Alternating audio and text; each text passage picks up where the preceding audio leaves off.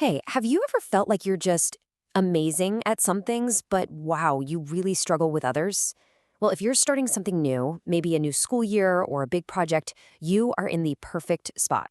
We're about to go on a little journey to map out what makes you tick to figure out your unique strengths. So, you ready?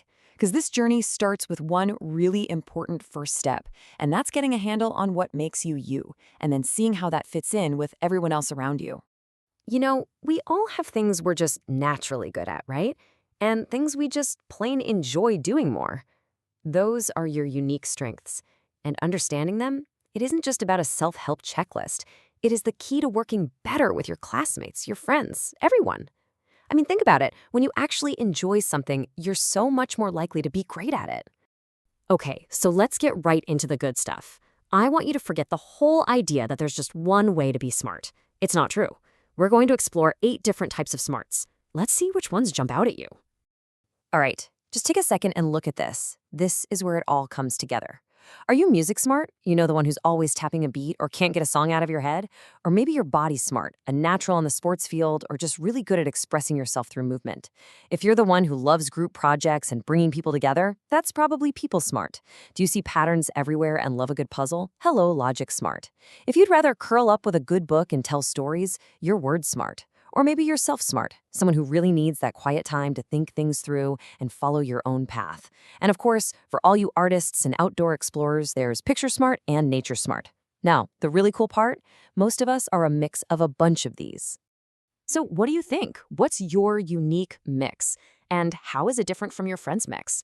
Just pausing to think about that for a second, that's the first step to seeing why a team with different kinds of smarts is always the strongest.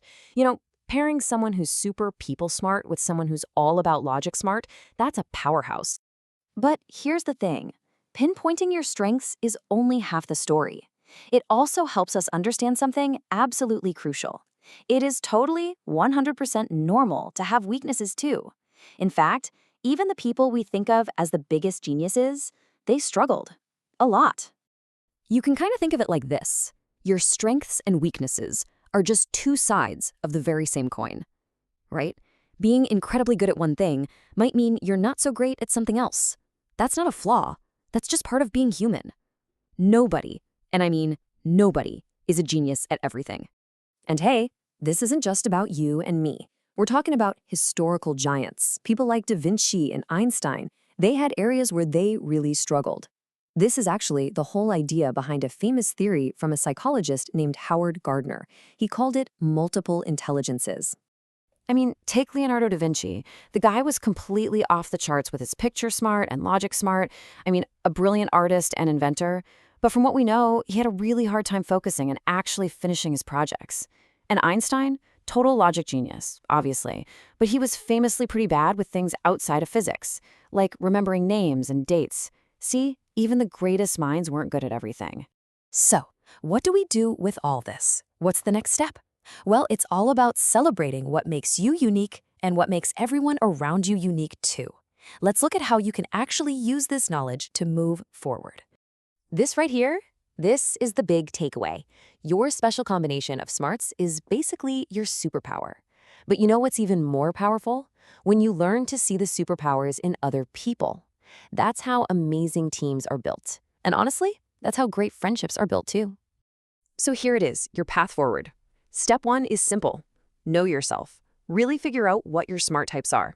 Step 2, discover others. Start looking for those different talents in your friends and your teammates. And step 3, and this is so important, keep growing.